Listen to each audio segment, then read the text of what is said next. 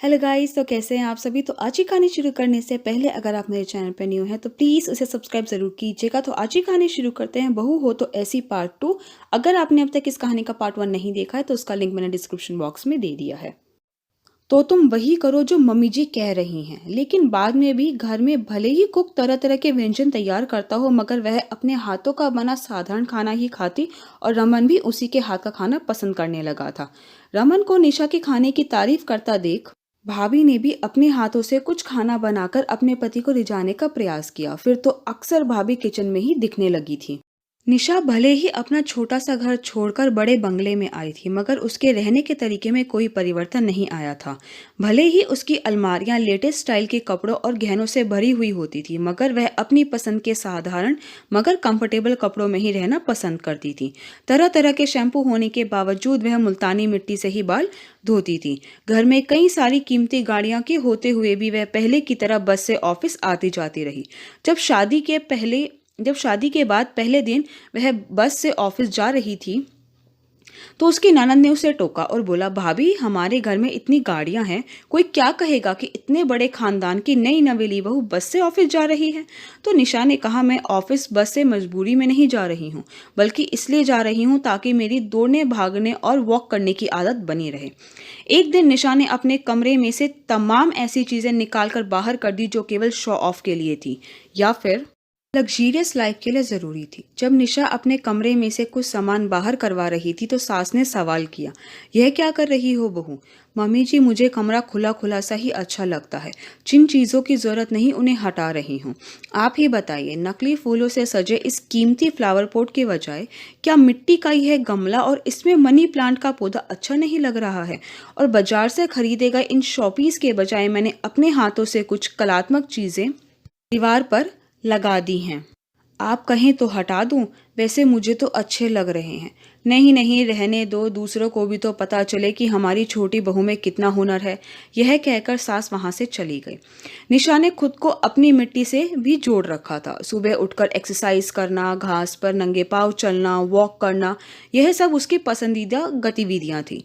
रमन के कहने पर उसने स्विमिंग करना, कार चलाना जरूर सीख लिया था मगर दैनिक जीवन में इनसे दूर ही रहती थी। शाम को समय मिलने पर डांस करती तो सुबह सुबह साइकिल लेकर निकल पड़ती।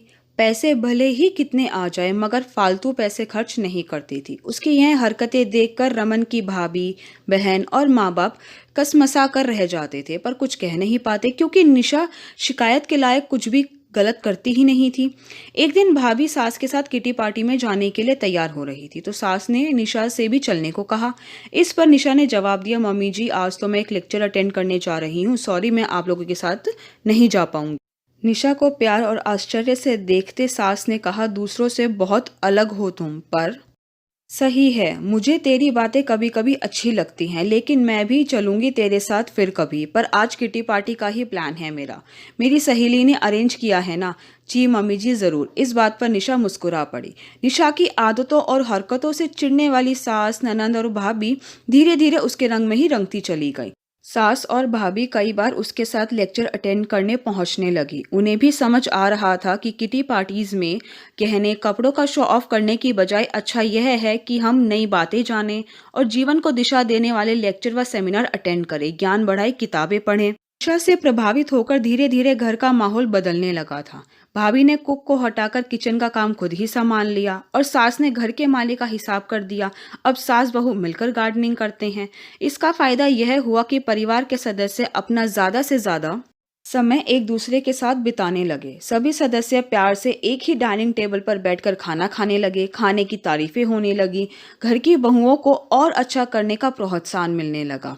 एक दिन शाम के समय सास का फोन आया। वह काफी घबराई आवाज में बोली, निशा बेटा तू जल्दी से सिटी हॉस्पिटल आ जा, तेरी भाभी का एक्सीडेंट हो गया है। वह रेखा ननंद के साथ स्कूटी पर जा रही थी तभी किसी ने उन्हें टक्कर मार दी। बहू को बहुत गहरी चोट लगी है। मैं और तेरी ननंद हॉस्पिटल में हैं। तेरे जेठ आज बिजनेस के सिलसिले में नोएडा गए हुए हैं, उनको आने में देर हो जाएगी। और रमन भी लग रहा है कि अभी तक मीटिंग में हैं, वो फ़ोन नहीं उठा रहे हैं। कोई नहीं मम्मी जी, आप घबराइए बंद, मैं अभी आती हूँ। निशा तुरंत कैब करके सिटी हॉस्पिटल पहुँच गई। भाभी का काफ़ी खून बह गया था, उन्हें तुरंत ऑपरेट करना था, खून भी चढ़ाना था। तो निशा ने तुरंत डॉक्टर से अपना खून देने की बात करी, क्योंकि उसका ब्लड ग्रुप ओ पॉजिटिव था। फटाफट सारे काम हो गए। निशा अपनी चेकबुक साथ लाई थी तो तुरंत पैसे भी जमा करवा दिए। शाम तक घर के बाकी लोग भी हॉस्पिटल पहुंच गए थे। भाभी अभी आईसीयू में थी और उन्हें अभी तक होश नहीं आया था। आई होप गाइस कि आपको आज की मेरी वीडियो पसंद आई हो। अगर आपको मेरी वीडियो पसंद आई तो प्लीज़ उसे लाइक ज़रूर कीजिएगा, शेयर कीजिएगा, मुझे कमेंट करके बताइएगा कि आपको मेरी वीडियो कैसी लगी। मैं इस कहानी का नेक्स्ट पार्ट बहुत जल्दी ही अपलोड कर दूंगी। अगर आपने अब तक मेरे चैनल को सब्सक्राइब नहीं किया तो प्लीज़ उसे सब्सक्राइब ज़रूर कीजिएगा। Thank you so much guys मेरी वीडियो देखने के लिए।